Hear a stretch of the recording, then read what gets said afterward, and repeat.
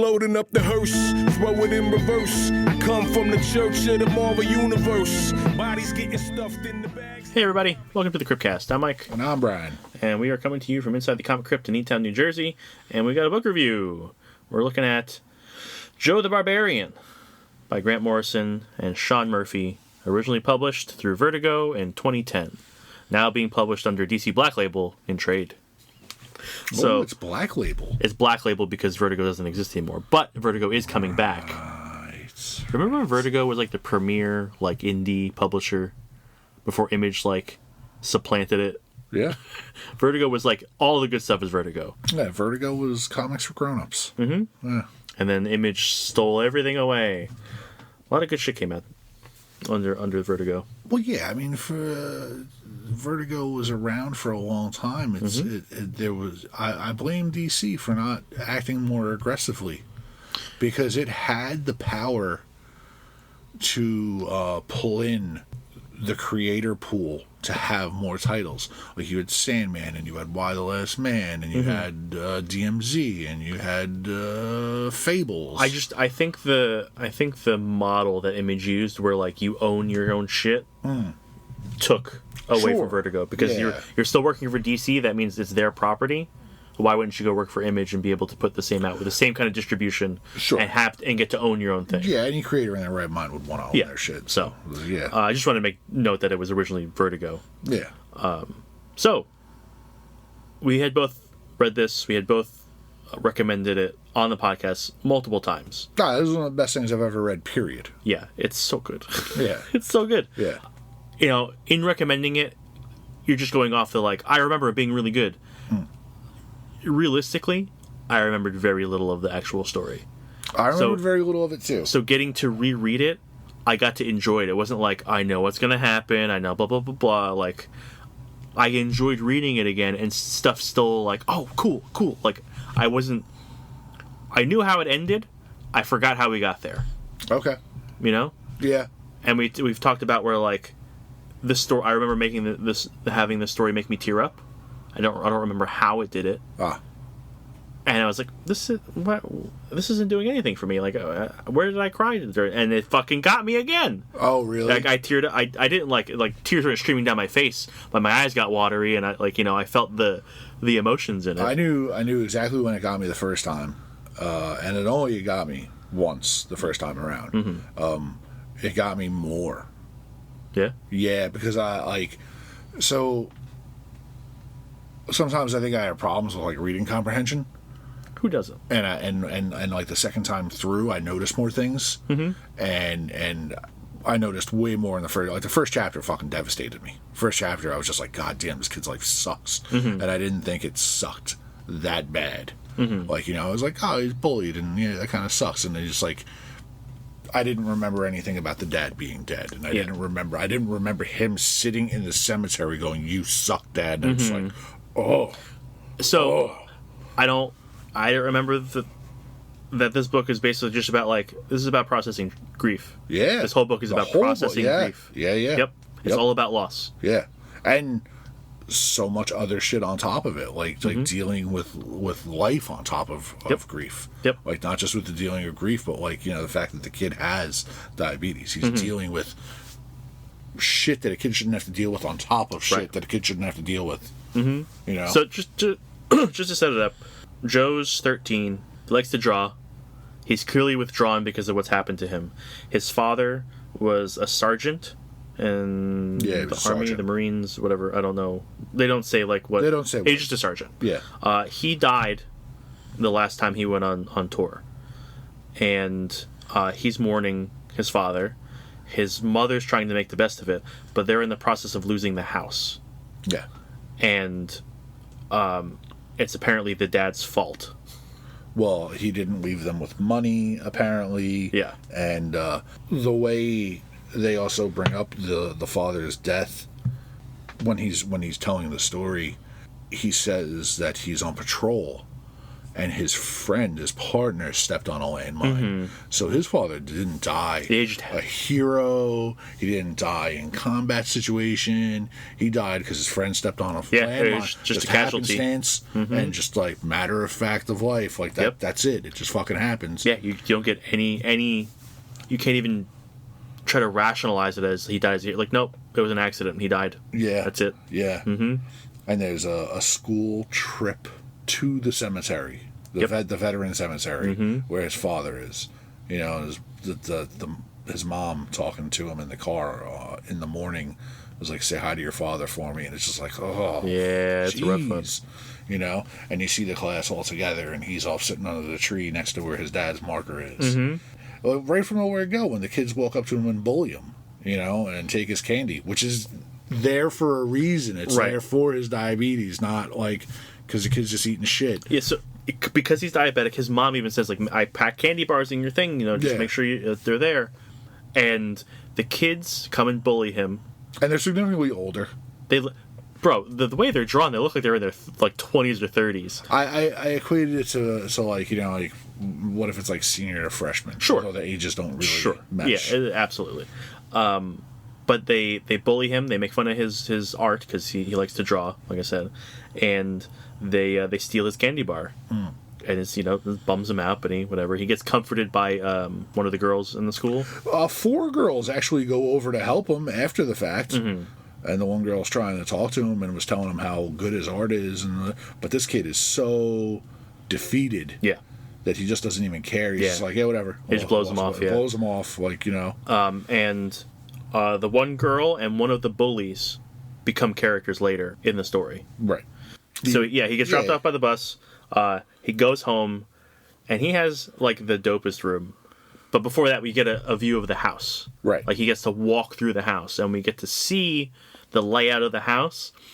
And we get the layout of the house, him going up, is the reverse of the journey he's going to take down through the book. Because the fantasy land he winds up going into, as he traverses it, it is basically him going through his house. Like I said, he has an attic room. That's the coolest room ever. So, in a little more comically and lighthearted, as opposed to the rest of this book, the rope ladder into the attic.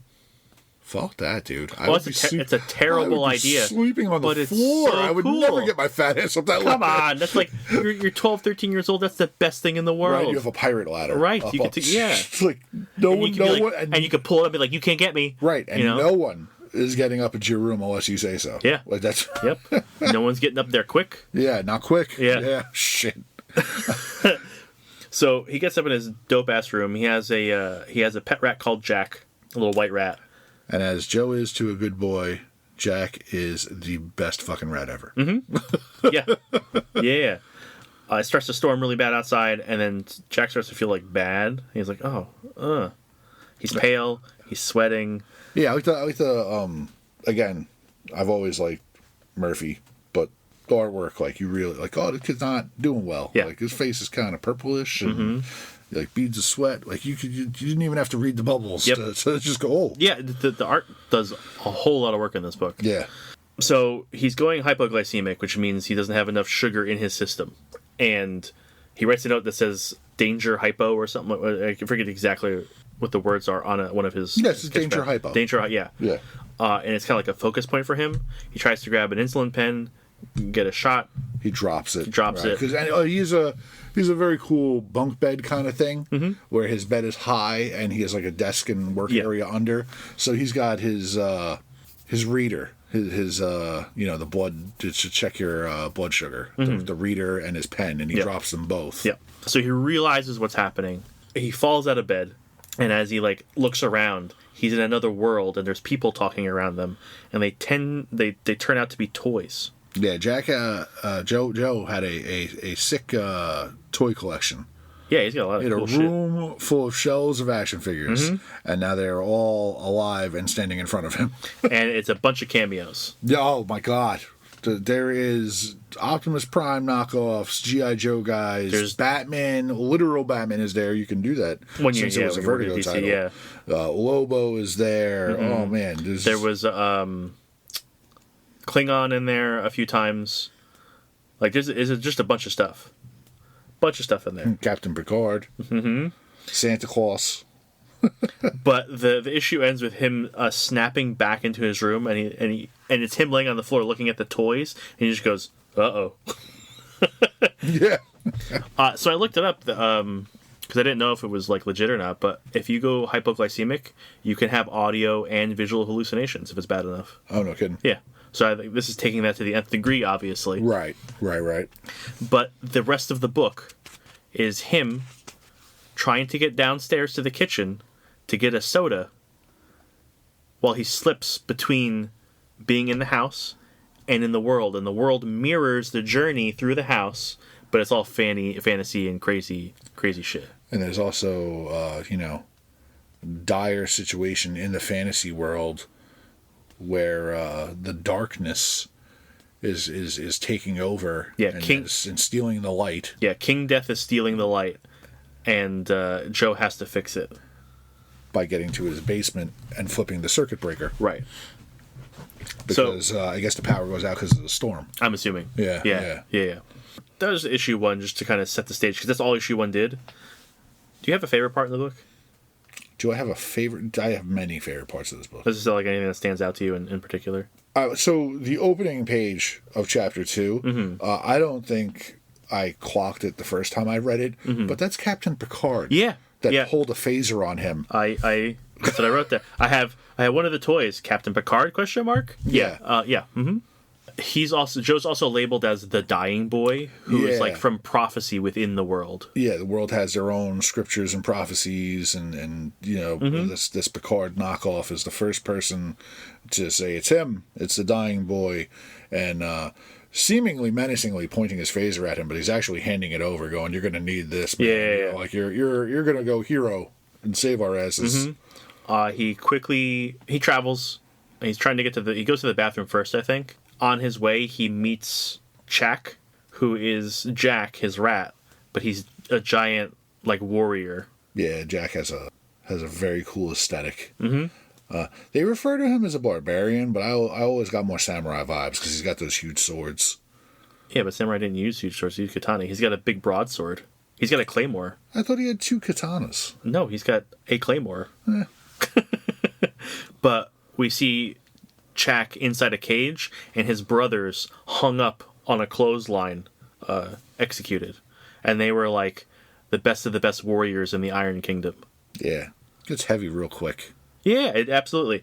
So there's these things called death coats, which are just ring wraiths from Lord of the Rings, and they are just trying to hunt down Joe. Yeah, they're henchmen. Yeah, they're ring wraiths. They're the bad knights sent out to go do the things, but they can fly, and they're kind of smoky and ghosty. If you get hit by them, you get poisoned. It's just ring wraith rules from Lord of the Rings. Do ring wraiths poison you? Yeah, so they have if you get hit by a Morgul blade, it poisons you. So if you get like a scratch, the poison will kill you. That happens to Frodo. He has to get cured. Joe ends up saving Chak, and they get the fuck out of there on an airship. They don't get out of there on the airship. They don't make the airship. They fall. They're trying to get to one of the cloud cutters. They're trying to, but they don't. Oh, that's true. Well, no, they get on one, don't they? No, they fall. Oh, okay. They grab the death coat. And they ride it down to the ground. So, yeah. Which is basically Jack falling out of his attic. Joe, yeah, I'm going to do that the whole time. don't do that. I know. That's why you have to make it's Chak. Chak. Yeah, it's Jack. Chak. Yeah, Chak. Joe falls out of his room with a rope ladder, and that's them falling down to the ground below. Chak doesn't want anything to do with him. He just like, I'm going to bring you to these pirates. They want to kill me, so I'm going to leave you there. Goodbye. Poor real world Jack. That's a hell of a fall for a tiny rat. As long as he wasn't under Joe when he fell. No, he's on top. Yeah, he's fine. But yeah, he hits the ground, looks up, realizes what happened, and he's like, find a soda. Everything will be fine. Yeah. Find a soda. Right. Well, so through the book, he's flashing back and forth through this is real, this is not, this is real, and he's getting confused and figuring it out. Do you just want to keep going issue by issue, or do you just want to talk? Like, what do you want? No, we can talk. Okay, like I don't like because we're falling into the old trap. Yeah. Right. So just to summarize, he meets up with some pirates. The pirate king has a son who's a giant. Smoot. Yeah. Well, he's a giant because they're all dwarves. They're all dwarves. They're called Duero. Darrow. Yeah, they're Darrow. And they all they're pirates in submarines, and they go through the pipes, the tunnels, because they're in the bathroom. Yeah, because they're in the bathroom. But Smoot is a giant because he's a regular-sized person. And so they pick up Smoot. Jack has that vision, too, of Lord Ark. Right. Lord Ark does come to him, right? Just this big light ball speaking to him and just sends him on the mission. Says that he has to face King Death. Where is that? Because I wrote down what he said. It's right after the fall. Oh, yeah, okay, so yeah. Yeah, so he has to bring the light back. If he doesn't bring the light back, then he's going to die because he's going to go see King Death. Right. And we don't see King Death until like way later in the book. Yeah. He's probably in the second to last issue, I think, when we first see him. Yeah, he's a pretty good bad guy because he just like sits in his spot and doesn't need to do anything until, because it's all minions and he has like what he has the what are they the death coats, the death coats, and Lord Ulrich, Sir Ulrich, yeah, Sir Ulrich. He's like his second hand, yeah, he's the leader. A fiery death coat. Yeah, he's all red. He picks up Smoot, and Smoot's dad hates him, and he just like shoves him out of there. Yeah, Smoot's dad was, he's kind of like, he's the king of the pirates. He saves Jack and Joe from being chased by the Death Coats and Sir Ulrich, and he takes them home, and they meet all the pirates. And does the lore come before the dinner or after the dinner? After, because the mom takes them to see the portrait, right? Right. Yeah. So like they're having like this they're feeding them, and they're talking about like the journey Joe has to go on. He's like, yeah, and you're gonna take my son. And Jack is like, oh well, like we're just gonna stay together. Me and the kid is a duo. And Dad's like, nope, you're taking my kid. Even the kid's like, I don't wanna. Yeah, because Smoot's kind of a klutz. Yeah. And a little bit of a coward. He's always kind of like, and is that it? Are we done? Like, do we have to? But yeah, then what? The mom takes Joe, because the whole pirate community like is aware of Jack and familiar with Jack, and then not Jack, Joe. Come on, man. I know. Come on. I know. It's Joe the Barbarian. I know. But they're talking about like his likeness, and he's like, "What do you mean?" And they take him to this mosaic tile mural. Yeah, that is like it's just him, spot on. Like it's not even like up for debate. But that is an equivalent to at that moment he's looking at himself in the bathroom mirror. Yes, yeah, because everything has a reason. Right. Everything has a real world reflection. Yeah. He turns the sink or the bath on, right? He turns the bath on. He usually does both for some reason. Because he's washing his face in the sink. Because he throws up in the toilet. He's washing his face in the sink.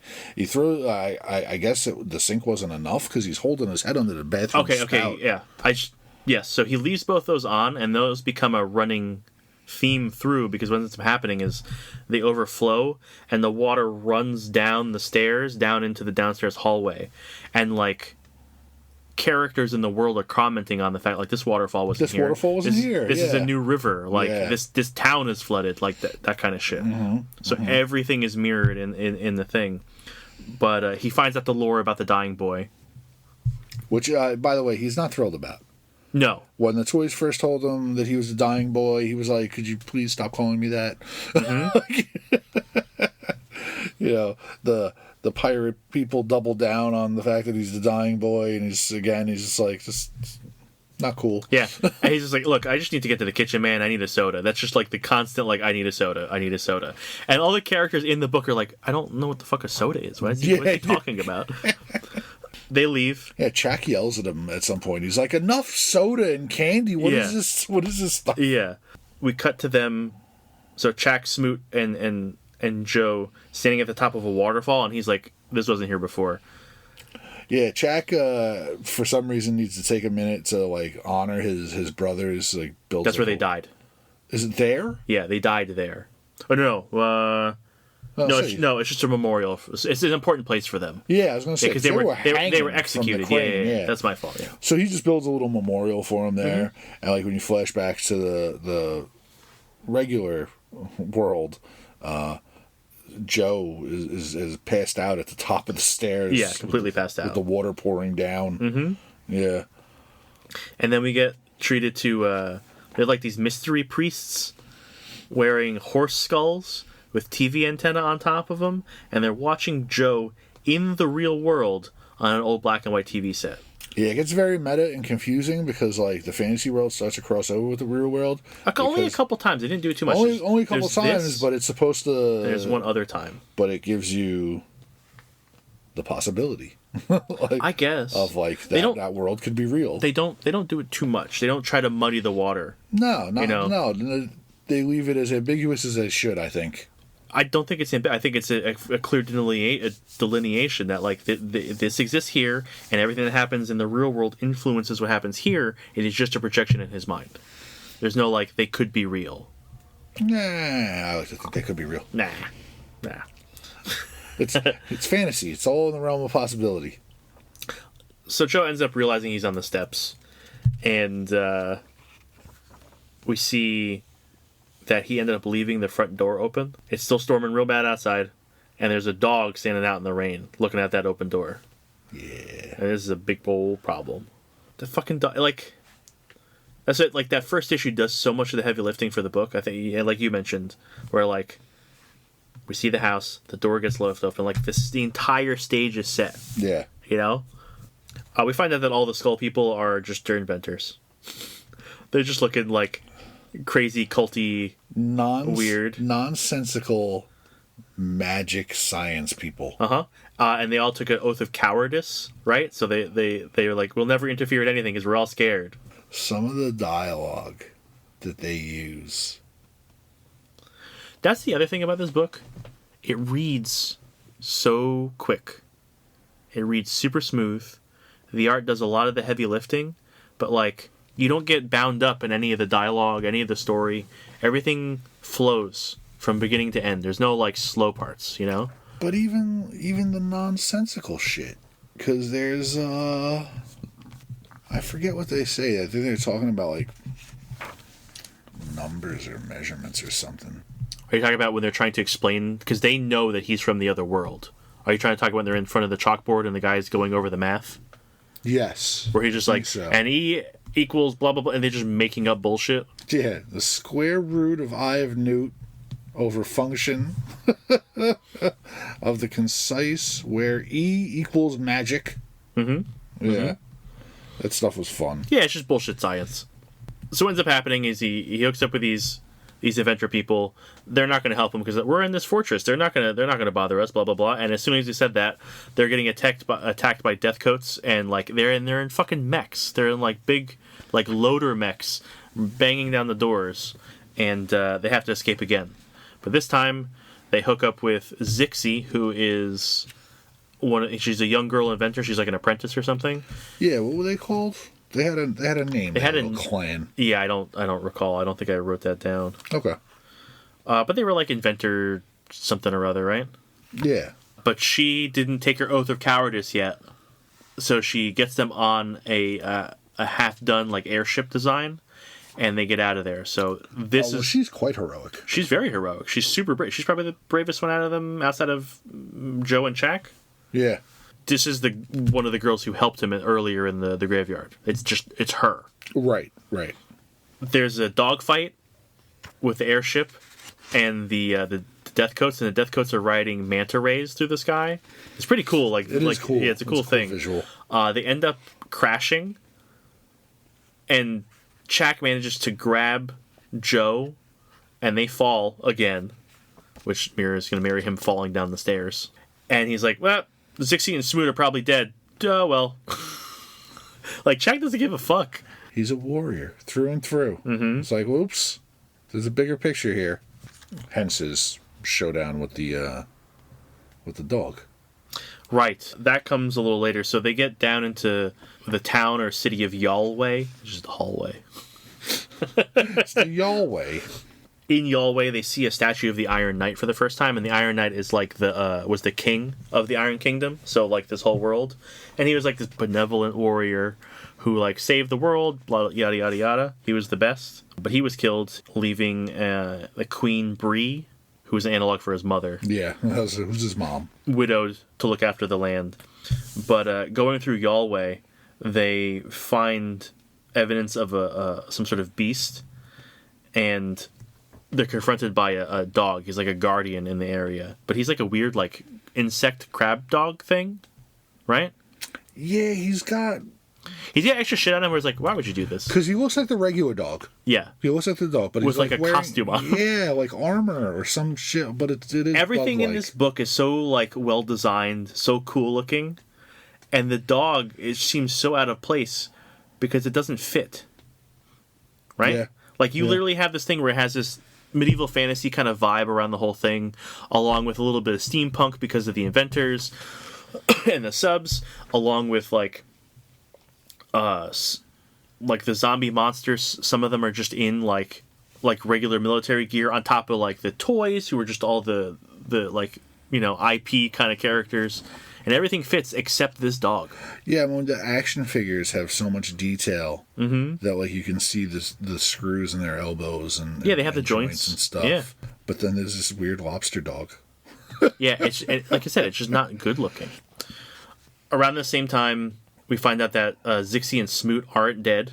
They survived the crash, and they like, we have to find Joe. We have to warn him because they see the dog going towards them. And at this point, the dog is in the house. And in reality, the dog confronts Jack and Joe in the hallway. And it's baring its teeth, being very aggressive. Back in Fantasyland, Jack fights the dog so Joe can get away. Like, Joe has to like get across the bridge and close it or something like that. I forget what it is. He has to lift it. Like, it's a drawbridge, right? Yeah. So Jack's doing a great job holding it off. But it looks like the dog kills Jack before he can get across. And then we hop back to like real time, where it looks like the dog kills Jack. Where Jack, the little rat, is inside the dog's mouth, like like just like squeak, squeak, squeak. But right before that, like the real life rat was like hunkered down, like ready to attack. Like, which is like good rat. Like it was like rat. it was like a little guard dog for Joe. Yeah. I thought I thought Fantasy Jack was in worse shape because that dog spewed some kind of like shit on him. Yeah, it was like acid or something like that. I was like, is that acid? Right. Burn the shit out of him. That panel with Jack in the dog's mouth, just not. No, it feels bad. It's like no. Yeah, you're like, does this story have any upswings at all? But Joe does something to like drive the monster dog back on the bridge. I forget exactly what it is. It hits him with something, right, to knock him off the bridge. He tells Jack to jump because he gets the bridge up. Okay, right. He finally gets the lever because there was two levers, one on each side, and then Jack got his. Yeah, and Joe had to get the other. What's the analog for the dog falling off the bridge though? Like, what's the? Okay, because I guess he just falls off the bridge because Joe pulls the ladder. Yeah, the ladder from the attic had fallen to the first floor, and the dog is a little tangled up in it. Yeah, the legs are inside it. Yeah, so Joe gives it a nice hard yank. He yanks it and then he slams it. Yeah, and he lets the dog lets Jack. You just see Jack go flying. Yeah, so the Jack was in the dog's mouth. The dog lets him go. The dog hits the ground and then runs away out the door. Out the front door, yeah. But Jack falls into the basement, the open basement door. Which? Oh, but on the bright side, on the bright side, he picks up the cell phone that he dropped earlier. That's true, which ends up being one of the more frustrating moments in the book because Truly. like he gets a phone call to his mom. Yeah, he gets a call out to his mom, And he is word vomiting his entire delusional epic to her. Mm-hmm. Like, just a full dissertation. Jack was there, and blah, blah, blah. Yep. And she can't hear a word of it. She has bad reception because of the storm. The storm is fucking up the call. Terrible. And she can't hear shit, but she's letting him know that things didn't go well at the bank. They're not getting the loan or whatever the thing is she had to go there to prove that, like, they have the house.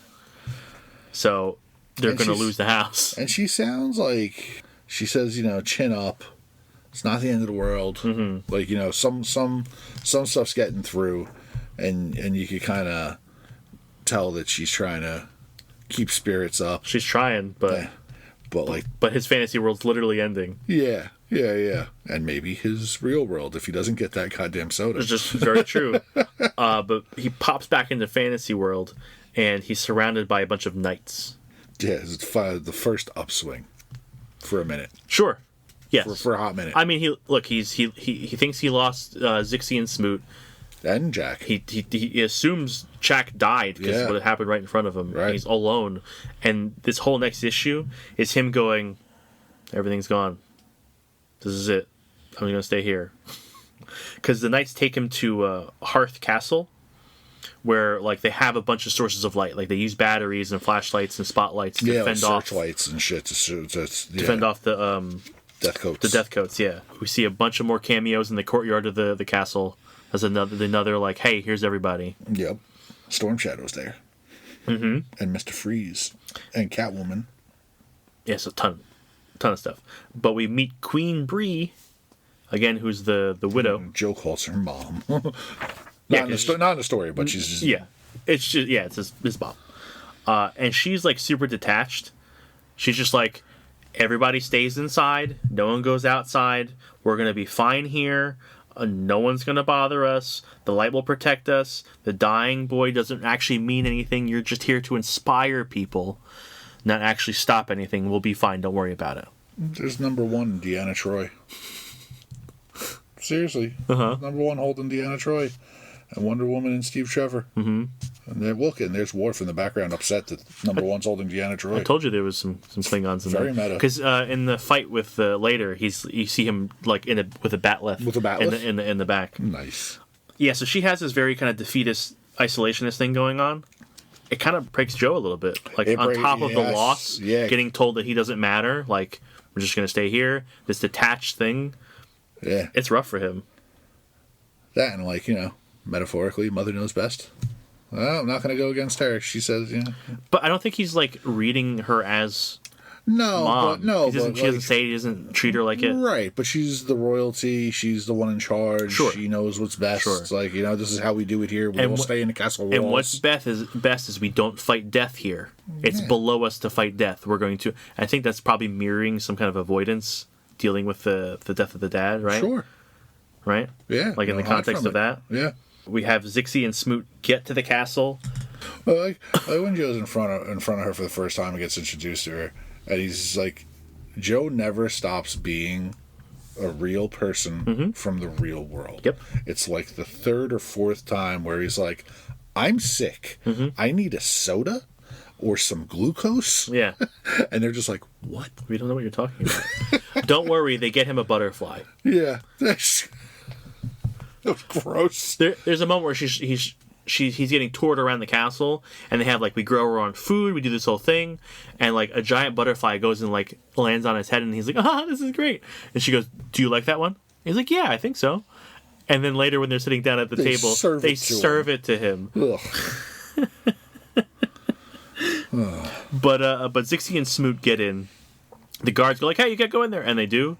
And they have this meta moment that you brought up before, where they walk through the door into his room, and they're in the house with him in real life. Yeah, and they're like yelling at him, like, hey, what are you doing here? You have to come back. Yeah.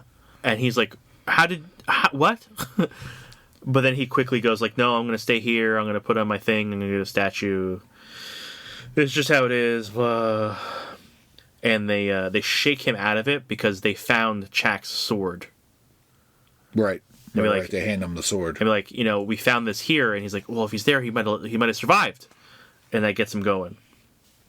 Queen Bree doesn't want him to leave, and I think Joe ends up making a point about the Iron Knight, like wouldn't have let this happen or something like along those lines. And she's like, fine, go.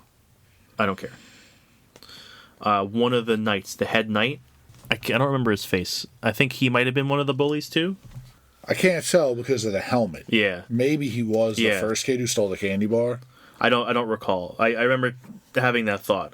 But his name is Sir Adamark, and he's the one who kind of energizes everybody there because he volunteers to go with them as an emissary from Hearth. But in doing so, all the other knights and all the toys that are there for like getting refuge decide they're going to go with Joe, the dying boy, to go fight King Death. Yeah, it's a very cool rallying moment. Like,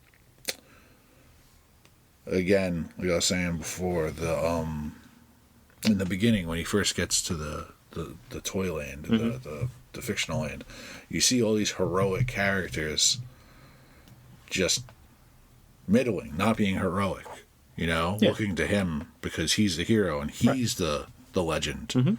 So it's cool to see like this rallying moment, even though it's not Joe doing it. It's the knight. Yeah, it's Adamark. Yeah, they're he's like, do it for Playtown, and they all act heroic for the first time. Although they probably got to get John Constantine out of here. He's got to go. He's not. I don't think he belongs in this wholesome of a book. And there's the bat'leth of DeLorean. So I think this is my favorite issue. This one? Because it's like there's a little journey in here, right? Like you have Joe at his lowest, right? He's lost everything. He's getting told that it's never going to get better. He just needs to stay here and accept how things are. And within the course of the issue, he's able to kind of like push through that and process that loss in order to move forward and do something about it. Like it's an energizing issue. You know what I mean? Like you start really low, and by the end, he's riding triumphantly out of Hearth, out of the castle, on a horse with an army behind him. Yeah, it's not even a full page. It's one panel, but it's probably like the most inspiring panel. But he looks so determined. Yeah, you know what I mean? Like he's got Jack's purpose. Sword. He's on a horseback. Right. Like he's finally going to go face the bad guys. Yeah, I think. And then we finally get to see the bad guy. Yes, and which kind of like lays out the whole thing. We see King Death, and it's the Iron Knight. King Death is the dead Iron Knight, sitting in a throne. Iron Knight was her husband. It's his dad. Yes. It all comes together. All of the undead soldiers that the Iron Knight raises are like soldiers, like army fatigues and M16s and like military dress. And behind him is like a color shifted American flag.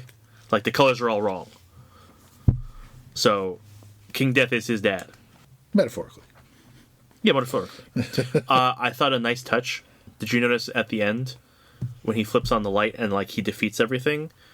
There's a chair with his dad's military jacket on it. Yeah. And it's just a jacket slung onto a chair. And you have to assume that it's like something they were avoiding. There's a lot of shit to read into in the artwork here. Because like when you first come into the house, you see the chessboard. And then there's a later part where he stares at the chessboard and it's like, play chess with your dad? Like, yeah, what was probably. That? Like, Yeah. Now that he's in an army, they have to go through the hallway into the kitchen. From the kitchen, he has to go to the basement and turn on the lights.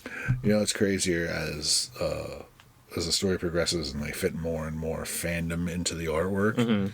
This panel here, they have Superman, and that's like the dark side Superman. It's like if Superman was on Apocalypse, right? There's two versions of Superman on this page. He had multiple toys. Yeah, but it's like, but that's the thing. It's like you visually process like, oh, that's Superman. There's two Supermen. The problem what does this town even have trouble? But it's not toys. Superman. It's a toy. Right.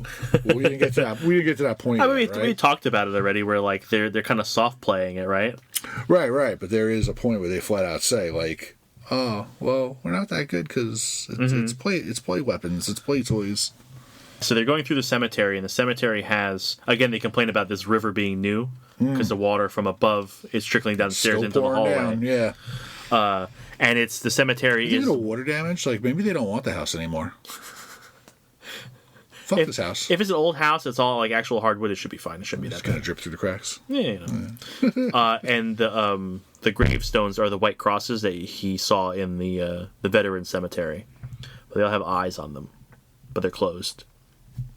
Until they're not. And then all at once they open up, and zombies, like again military guys, come out of the bottom and attack. Zombies. They have zombies.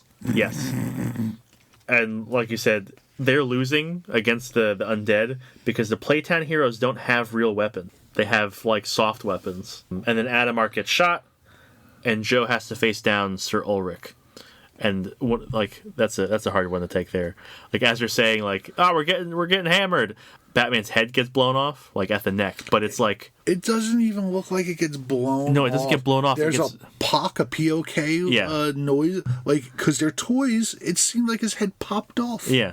Like it just popped off. Yeah, it's not like gory or anything. And if you notice, the Gray Ghost has been next to Batman in every panel. Oh yeah, Yeah, I didn't catch that. Yeah, and that's a head nod to the animated series. Like Adam West voiced the Gray Ghost in the animated series. Yeah. But they're getting hammered.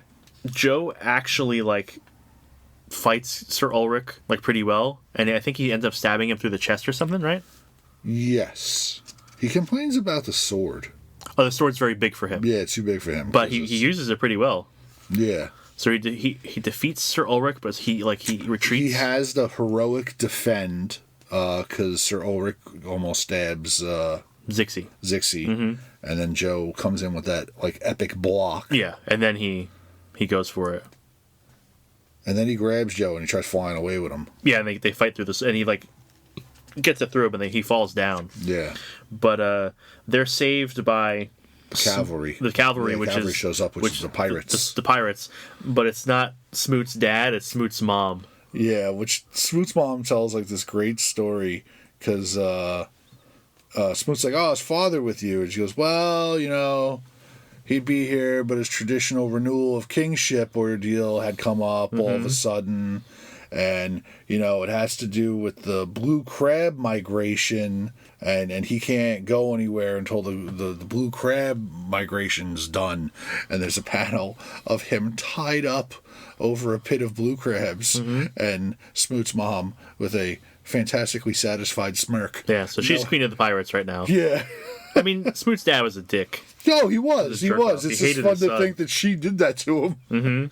But Joe finally gets to the fridge. He pulls out a soda, and that's mirrored in the fantasy world by him getting a drop of the water of life out of a long rusted like fountain. Yeah, fountain.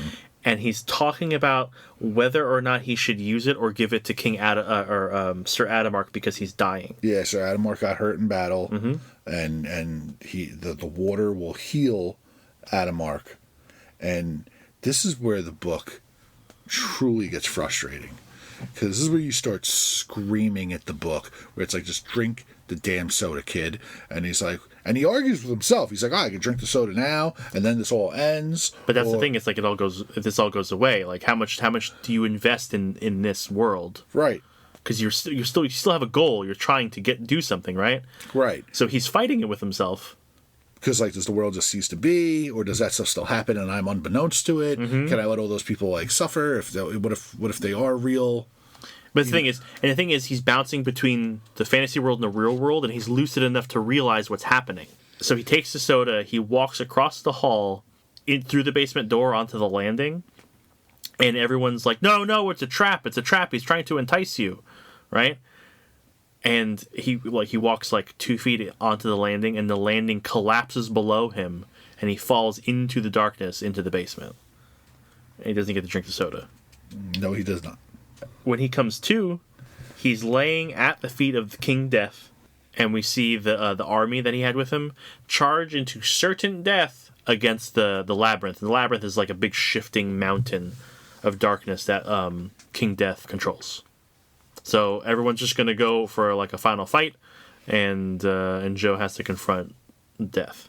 And the book ends, not quite yet, but soon. But the water's actually reaching the basement now.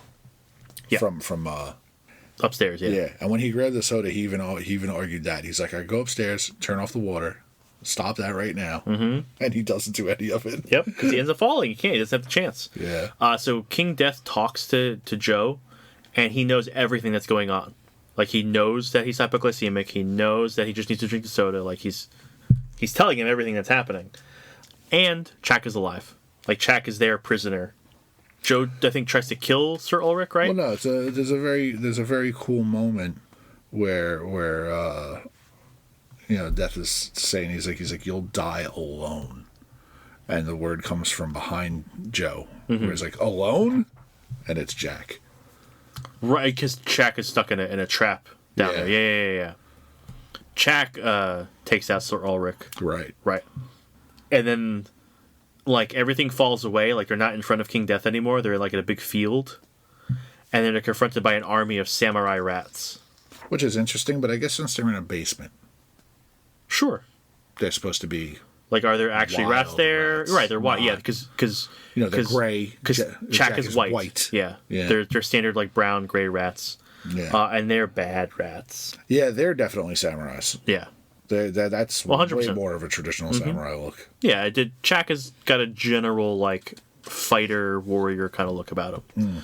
Then King Death ends up resurrecting Chak's dead brothers for him to fight. So he has to fight all the best warriors in the land. What a dick move. Yep. And it's, you almost wish they would go back and write a story about the Seven Brothers. Because, like, you get Skrell, the Widowmaker, Rask, the Undefeatable, Jukka, the Buccaneer. And it's like, oh, you making them way cooler just with, like, 3-word descriptions, man. So one of the things that is an issue with Chak is he was the runt of the litter. All his brothers were, like, heroes. He's not. He's a juggler. Yeah. Even though he's been a badass warrior the whole time. I wrote down... I know, I haven't even been looking at my notes.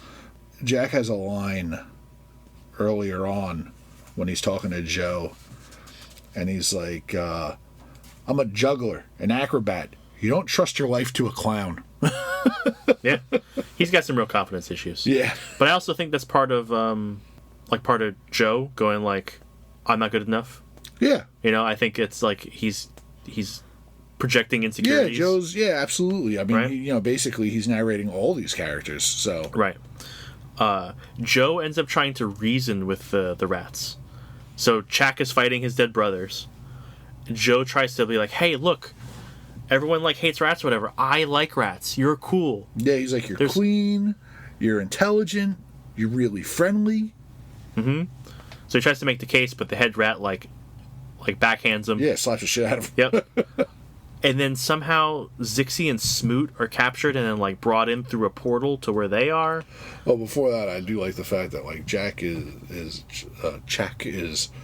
holding his own against his zombie brothers, and at one point is juggling their skulls. He juggles a couple of their skulls, and he kills one of his other brothers by throwing the skulls at him. Yeah. Like in his chest or whatever. That was fun. Yeah. It's like, well, play to your strengths. Yeah. He ends up. I think he mentions that, like, they're dead. They're not actually fighting for anything. All the heart's gone. Like, when you're alive, you're fighting for something. When you're dead, there's nothing there. But yeah, Smoot and the hell's her name? Zixie. Yeah, Zixie and Smoot get brought in. They're captured. They're tied up. Then they're brought there to die with Joe and Chak. And also the fight above isn't going so well. Joe ends up pep talking Smoot and Chak because Smoot's like, I don't know what to do, and Joe's like, hey, you're a Prince of Giants, like, do what a Prince of Giants would do. And he's like, I'm not a real giant, I'm just a regular sized guy. Like, yeah, it's like, I just live with my family's dwarves. Yeah. And then he pep talks Chak too, and Chak's about to be executed with an axe, and he catches the executioner's axe. Well, after the pep talk, Smoot breaks the chains. Yeah, Smoot actually summons, like, giant strength and breaks his chains. Chak catches the axe that's going to execute him, and then the samurai rat prince, he face turns, and the whole thing kind of, like, turns on its face now, because now we got samurai rats fighting for him. Yeah, because the samurai rat elder, the dad, because there's a samurai rat prince, like the samurai rat prince turns it around, and I thought the dad would too, but he's all like, "Oh, you'll fuck you." This, yeah. But Zixie, Smoot, and Joe somehow find like a thing.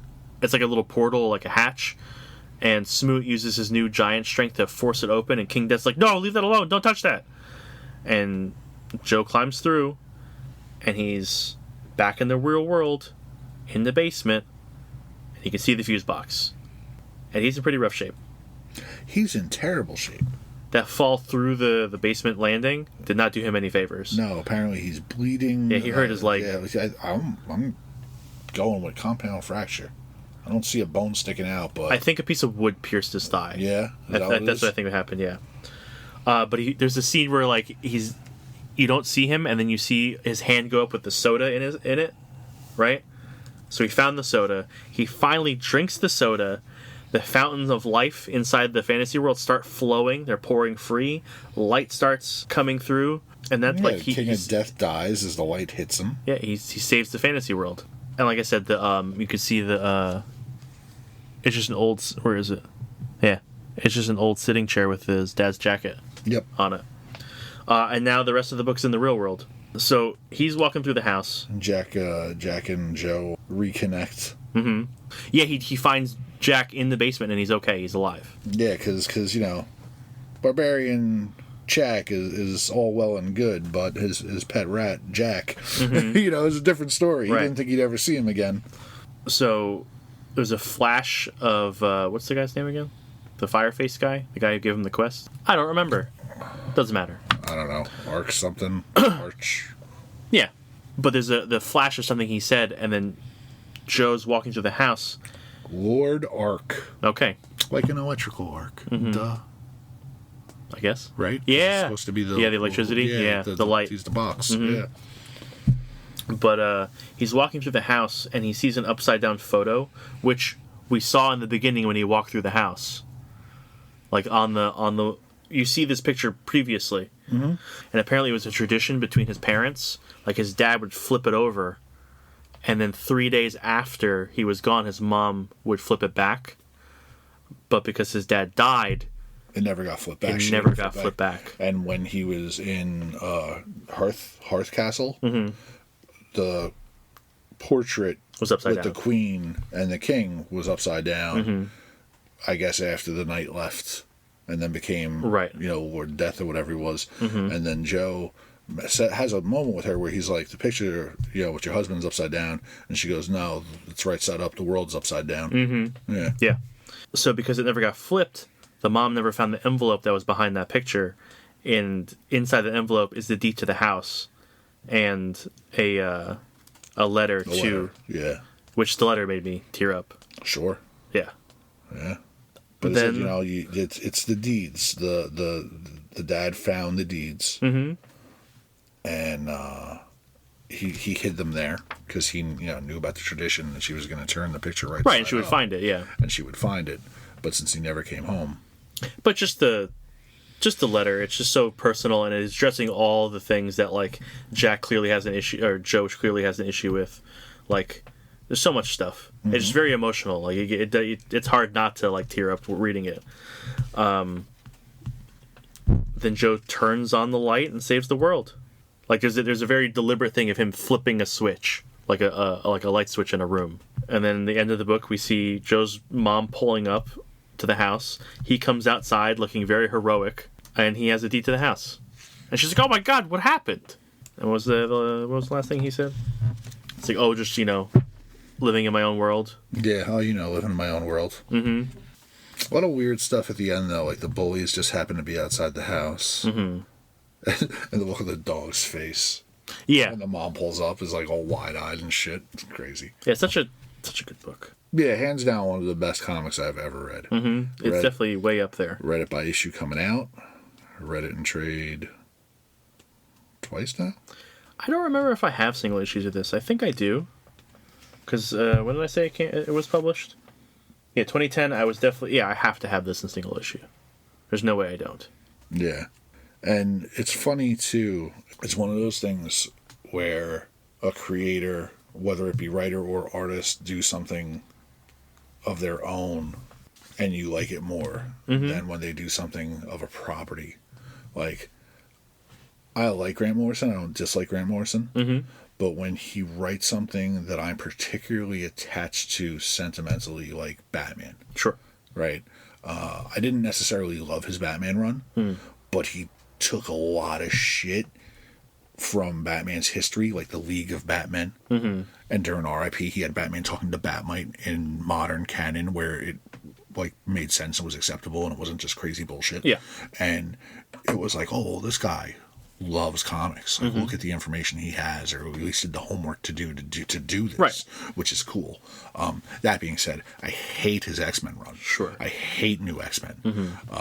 But you know. Like, yeah, you're not going to win every time. Right. But he is a good writer. Oh, absolutely. Absolutely. I was saying, my thing when it comes to writing, whether it's TV, movies, comics, whatever it is, if it invokes emotion, it's fucking good. Yeah.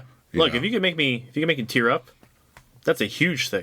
It wasn't the science guys though. It was the dwarves. It was the pirates. Some of the vernacular. The 20,000 years ago, and umpty 5 or more.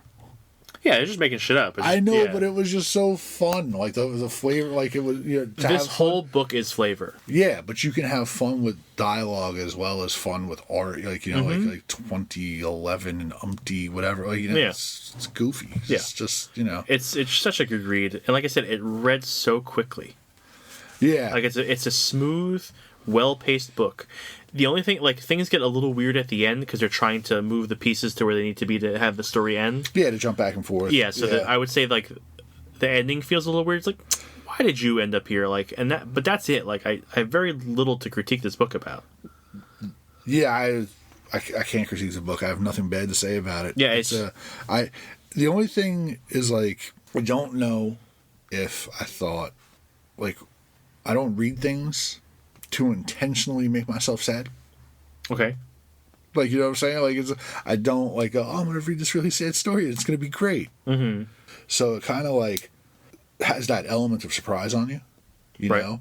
And it's weird to then fall in love with a story that is that dark and suggest it to other people. Like, you want to read something really great to make you feel like shit? But he wins. It's not going to make you feel like shit. Yes, but you still have the struggle for the entirety of the story. But that's what makes because he drinks that soda on the last pages. You know, like, it really does, like, all turn around in the last few pages. And even the turnaround, there's still, like, all the turmoil of all the real life shit. The kid's still a diabetic. He still lives with that. He's still down a dad. He's still living in a neighborhood where he's getting bullied because he ain't moving. Like, yeah, but you're talking about, like, the whole journey is the thing that's going to allow him to be able to process those things. You know what I mean? Everything that happened on that, like, that fantasy journey is going to equip him emotionally to deal with those things now. Sure. Now he's got to shove his mom down into the basement so she can go visit that land and deal with her, have her coping, you know. So everyone, therapeutic trip to Toyland. Yeah. Do it for Toy Town. Yeah, it's that last page of him holding the deed is so triumphant. It's not ending on a down note. It's like, hey, this is good. I'm in a good place. Like, I did it. Sure. But he's gonna be in so much trouble with all that water in the house. Oh my God, the house repairs alone. Yeah. he's gonna get reamed out. His mom's gonna the basement stairs. You know, all the water damage from the second floor down. Yep. The first things first, I'd be like, listen, kid, we're putting a mini fridge in your fucking room. I'm gonna stock that shit full of Coke, and you're getting a real ladder. Yeah, you're getting attic steps. Yeah, you're getting steps. You're gonna die. Yeah, none of that. You're gonna break your goddamn neck. Oh, you diabetic? What did you do to the rat? Getting lightheaded and pass out? Oh, yeah. What did you do to your head? Yeah. It was the neighbor's dog. Okay. Yeah. He saved my life. He has a huge sword. All right, Joe. Go to your room and draw. Right. That's so good. It's such a good story. You should absolutely read the story. Mom, my Batman figure lost his head. Do you have any clue? Like, there's no reason you should not read this story if you haven't.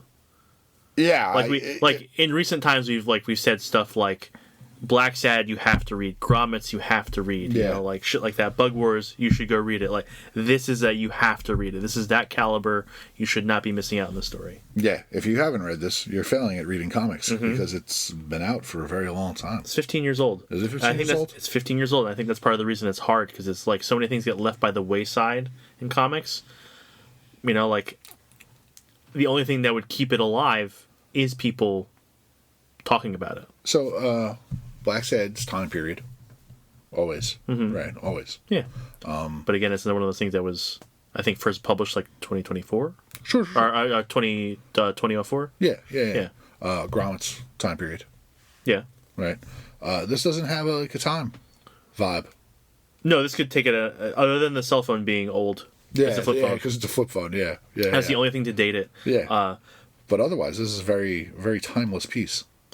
I'm talking about published date. I'm not saying like. No. I'm talking about the fact that like other things kind of like you have to have a knowledge to. Yeah. Okay. I see what you're saying. Get the vibe. Yes. Yeah. You know, I got you. Like rad skateboarding in the 80s with grommets. It's like, right. Okay, cool. We're gonna go home and play Atari. Like, yeah, all right, cool. I get it. This is fucking timeless. This will, other things might age out. Or be like, it's not for me because it's got a time period thing. Sure. This is not for anyone. This is for everybody. Yeah, it's for everybody. There's no restrictions to this. Like, if you read comics, you should read this. 100%. 100%. Yeah, I think we're just gonna leave it there. Yeah. So if you want to give us something super awesome to read that could possibly beat this, I would like to see you try. Yeah, dude, wow, what a challenge. Throw down the glove, huh? You can send us an email at thecomiccryptcast@gmail.com. You can follow the store on Instagram and Facebook. Links for those will be in the show notes.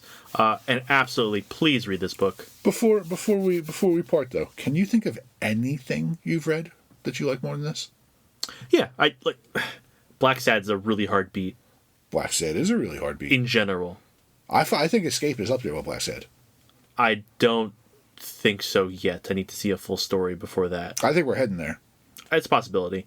Yeah, I don't know. It's so hard. I would have to sit down and lay out like shit that I really like, and then I can like when we do it at the end of our like our season year, right? Yeah, our end. Yeah. It's just that I know this would be on like my top 10 list of things to read of all time. Yeah, like okay, so like this isn't gonna beat Invincible, but it's pretty fucking close. Like it's in the same caliber as like something like Invincible. It's in the same caliber as Black Sad. It's in the same caliber as Grommets. There's a bunch. Like, it's a top tier like for me book. I wonder now, like in comparison to the things that like you've just said, like things that we both agree about, like Black Sad and Grommets, and like where. I don't think as much as I love the superhero genre, as much as I'm here because of the superhero genre, I don't think there's anything superhero-wise that I've read that comes close to these things. That hits the same? Except for maybe Invincible. I mean, Invincible is superhero playing in the indie playground, so you get to free up all that shit so you get to play all the tropes, but hit all the emotions. You don't have to worry about, Batman, X-Men bullshit. I don't know. I don't have to think about like a hard-hitting, like mainline Marvel DC story to be like it's on the level of this. I don't know what that is off the top of my head, which says something in itself, right? That's what I'm saying. Like doing what we do and having to have recommendations off the cuff, we would throw this out at almost anybody who asks for something good to read. And if you haven't read it, like how many times have you recommended this book? Yeah, 1 million times. Yeah. Like would there be a superhero thing? Like that is so on the nose. Money hits you with the thing is, I know Identity Crisis is up there for me. The thing is, like that's the thing. It has to be something that's going to elicit an emotional response out of me, right? And so if you, I don't know how many times that's happened in a superhero book, right? A lot of it's just like, oh, that's really cool, oh, awesome, right? It's not a like you made me feel something. Yeah, that's a hard one. Yeah. On that note, go read this book. 100%.